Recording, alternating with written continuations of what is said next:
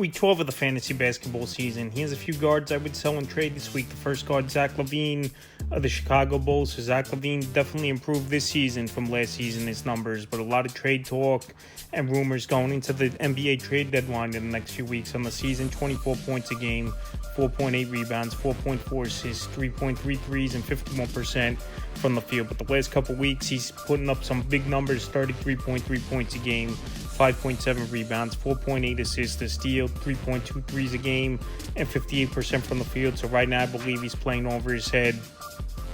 Zach LaVine, and he's been a man on a mission right now. He's been peak value 6 games in a row, 30 or more points for Zach LaVine for the Chicago Bulls team of fantasy owners. January 8th at the Pacers, 31 points, 4 boards, 4 assists, a block, 2 threes, 60% from the field. January 10th versus the Wizards, 33 points, 5 boards, 3 assists, a steal, 3 threes, 66% from the field.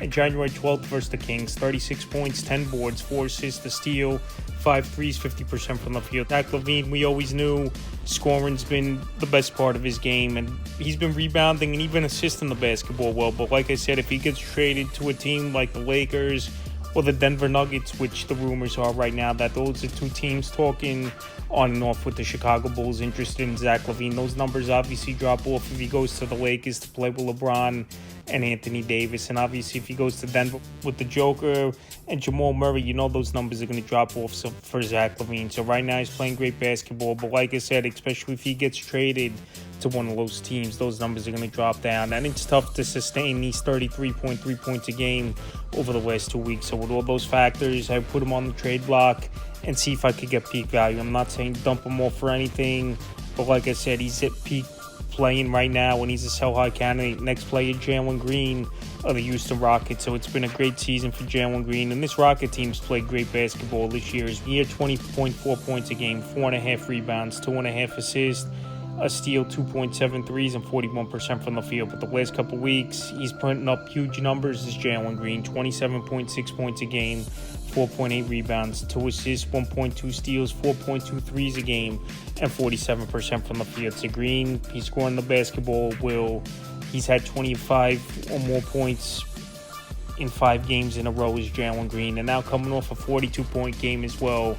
His value sky high and a peak value as well. January 7th at the Wizards, 29 points, 8 boards, 2 assists, 2 steals, 7 threes, 45% from the field. January 9th at the Grizzlies, 27 points, 2 boards, 3 assists, 3 steals, a block, 4 threes, 52% from the field. And then January 13th, 42 points, 3 boards, 4 assists, a steal, 5 threes, 72% from the field. So he's been a man possessed, scoring the basketballs, Jalen Green, and especially in the last game to go for 42 points and shoot 72% from the field and hit 5 threes. That's a huge number. So like I said, Jalen Green's definitely taking the next step this season, but I believe he's playing a little bit over his head.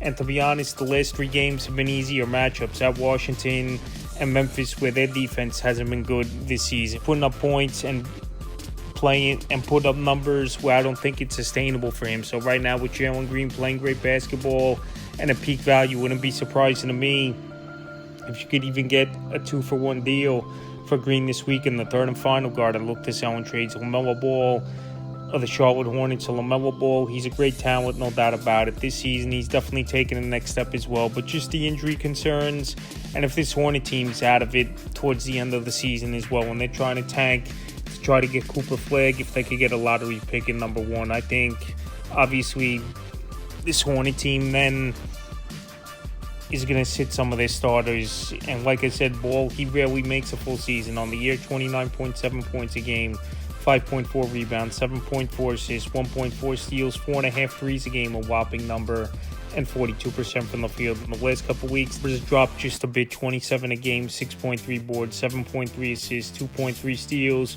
4.3 threes a game, and 38% from the field. So Ball, he's not going to help, obviously, in field goal percentage. With scoring the basketball, 3-point shooting, rebounding, and assisting, he's a 4-category type of player as LaMelo Ball. But like I said, injuries have been a concern throughout his NBA career. We've seen him miss some time this season already, from November 29th to December 13th, and then a little stretch from December 28th to January 5th. But now back in the lineup the last 3 games, and he's putting up numbers, no doubt about it, but the durability hasn't been there. And like I said, if they're out of it towards the end of the year, they're going to start resting some of these players, I believe, as well as Charlotte. January 5th at the Cavs, 24 points, 3 boards, 4 assists, 3 threes, 35% from the field. January 7th versus the Suns, 32 points, 10 boards, 7 assists, 4 steals, 5 threes, 42% from the field. Then January 12th at the Suns, 25 points, 6 boards, 11 assists, 3 steals, a block, 5 threes, 36% from the field. So LaMelo Ball playing great basketball when he plays. But like I said, he never makes a full season. And I just believe right now, well, he's been healthy the last 3 ball games. You go out there, put him on the block, and see what you could get. So that's a few guards I look to sell and trade for Week 12 of the fantasy basketball season.